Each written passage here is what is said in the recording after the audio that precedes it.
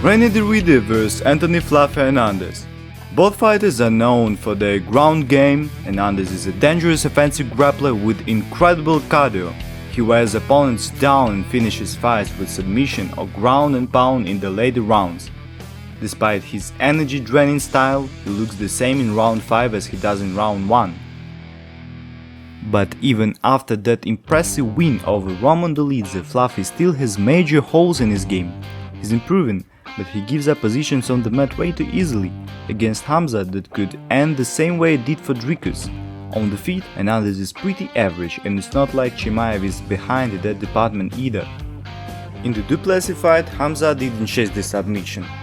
He focused more on control, which is why we didn't see him fade late. But knowing Hernandez's weakness in defensive grappling, the champ might go back to his usual style, push all in during the first or second round. If Hernandez survives the storm, his cardio could let him outwork Khamzat and deal serious damage late. But personally, I don't see Fluffy winning a potential matchup. Even if Khamzat slows down, I think he's smart enough to manage his energy and coast to a decision. Whether standing or on the mat, Chimaev can methodically avoid Hernandez's pressure. Maybe if the fight were 7 or 10 rounds, it'd be different, but we'll never know. Now, let's talk about Reinier de Ridder. At middleweight, he's probably the toughest stylistic test for Khamzat, because styles make fights. The Dutchman's judo, BJJ and wrestling background shows in every fight. Most of his wins are by submission, and nobody wants to grapple with him. He only has 2 career losses, both to the same guy, a Russian dude. He's a really thick guy, he looks like DC, but he relies on striking and he has a wrestling base and a constant pressure. Reinier couldn't get him down or hold him in the clinch, he gassed and he ate a ton of shots. Cardio is the Dutch Knight's biggest weakness, and at the elite level that's a serious problem. So why do I think Khamzat has major issues against RDR? First, Reinier is incredibly hard to take down. We already saw that against a wrestler who's 100% wrestling based, Nico.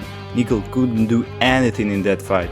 That's also where we saw another weapon from Reinier, the clinch. That's where he beat the American. Everyone talks about his knees, and yeah, they are a real threat. Plus, RDR is huge.